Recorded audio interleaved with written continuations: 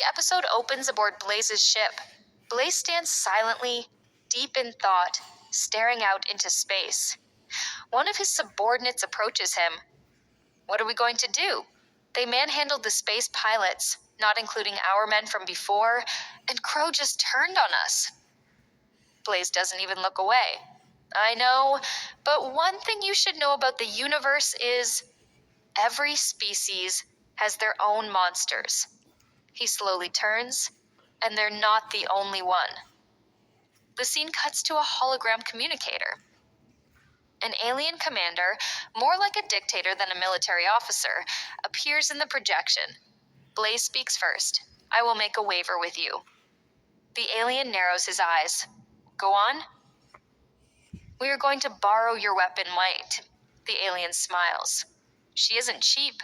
Blaze nods. "Oh, I know how you operate. I know all about your assassin. I'm willing to pay you a king's ransom, just to borrow your weapon." The alien chuckles. "Good luck. As long as I own her contract, even if you try to take her, she won't follow your orders. Only mine." Blaze answers confidently. "I know." A brief pause. "So, do we have a deal?" "Sure, but afterward, you better keep your end of the deal." The transmission ends.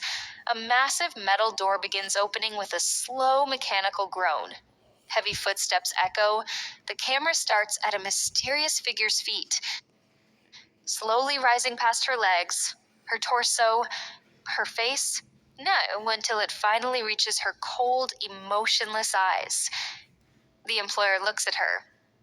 "About time?" He tosses her the assignment.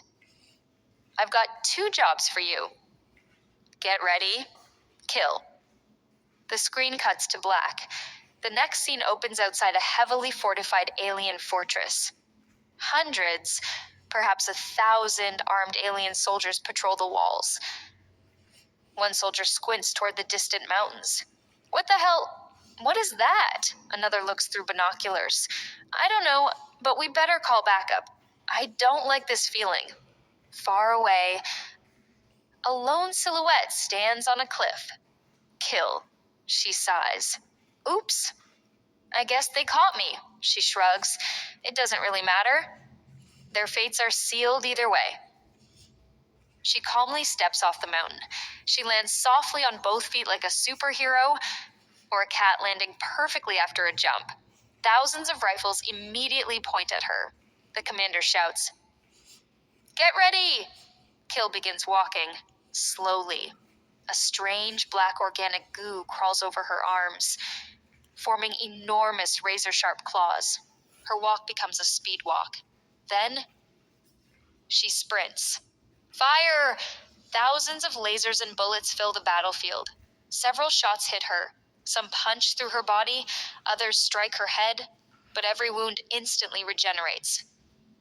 Nothing slows her down. The camera zooms into her eyes. Dark, red, slitted, empty. Kill leaps impossibly high. Some soldiers dive away. Others freeze. She crashes into their formation with tremendous force. A gigantic cloud of dust explodes across the battlefield. The screaming begins. Inside the dust, heads roll, bodies fall. One soldier is decapitated, another is impaled, another is sliced apart before he can even react. The soldiers continue firing.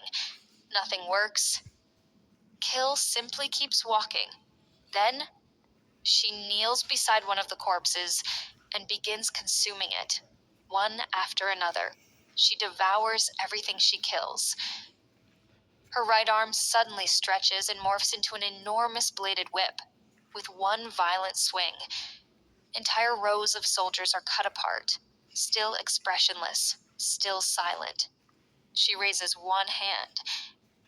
An invisible force erupts. Telekinetic energy blasts through the battlefield, throwing soldiers in every direction. The tanks finally arrive. Heavy cannons fire. Kill simply extends her hand. The tanks, their weapons, even loose debris, rise into the air. With another gesture, everything flies back toward the army. Massive explosions consume the battlefield. Inside the fortress, the commander hears the chaos. "What is going on out there?" A frightened soldier answers. "We're giving it everything we have, but this abomination won't go down." Suddenly, the radio erupts with screaming. The transmission dies. "Lieutenant? Lieutenant, are you there?" Silence. Security footage appears. The commander watches in horror. Every hallway, every room. Kill is slaughtering every soldier in front of her. She reaches the massive barrier door. The commander panics. "Send every soldier in that area." "Do not let her reach me." "Yes, sir. And the rest of you?" He points at the soldiers beside him. "Stay here with me."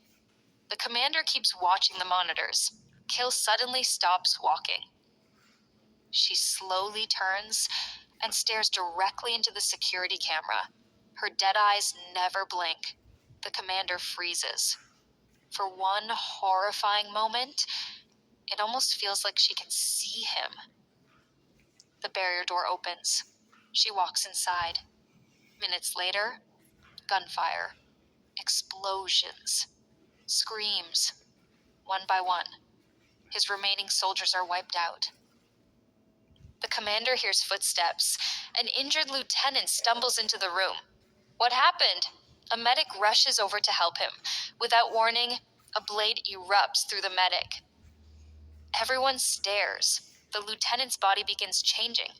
It was never him. The disguise melts away. Kill stands there in her true form. The commander screams. Soldiers open fire. Bullets tear through her body. Headshots, chest shots. Nothing works.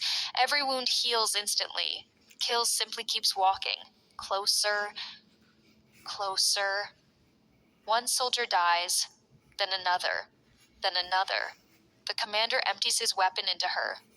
Nothing. His gun clicks empty. He collapses onto the floor. Kill slowly crouches in front of him. They lock eyes. He trembles. "Look, I don't know how much they're paying you, but I can double..." His sentence never finishes. Kill's razor-sharp fingers slash across his throat at point-blank range. Blood pours from the wound. She calmly says, "No amount of money will stop me." She lifts the commander's severed head, turns, and silently walks away. Later, she returns to the alien who owns her contract. Without saying a word, she places the commander's head before him. He smiles. "Good job. I knew you wouldn't disappoint me." He stands. "Your next job is going to be a bit tricky, but I have a feeling you'll handle it." Kill looks up. "What are you saying?" "I follow orders." The screen fades to black. End of episode.